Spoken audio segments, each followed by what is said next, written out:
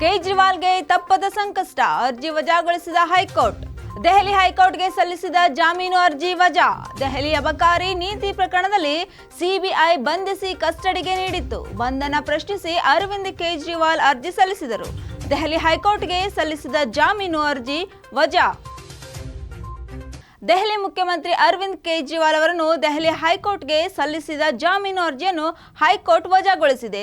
ದೆಹಲಿ ಅಬಕಾರಿ ನೀತಿ ಪ್ರಕರಣದಲ್ಲಿ ಸಿಬಿಐ ತನ್ನನ್ನು ಬಂಧಿಸಿ ಕಸ್ಟಡಿಗೆ ನೀಡಿರುವುದನ್ನು ಪ್ರಶ್ನಿಸಿ ಕೇಜ್ರಿವಾಲ್ ಅವರು ಅರ್ಜಿ ಸಲ್ಲಿಸಿದರು. ಇದೀಗ ಅರ್ಜಿಯನ್ನು ಹೈಕೋರ್ಟ್ ವಜಾ ಮಾಡಿದೆ.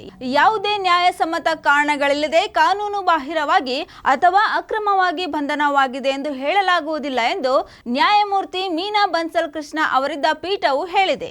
ಜೊತೆಗೆ ಜಾಮೀನಿಗಾಗಿ ವಿಚಾರಣಾ ನ್ಯಾಯಾಲಯವನ್ನು ಸಂಪರ್ಕಿಸುವಂತೆ ಸಿಎಂ ಅರವಿಂದ್ ಕೇಜ್ರಿವಾಲ್ಗೆ ಹೈಕೋರ್ಟ್ ತಿಳಿಸಿದೆ.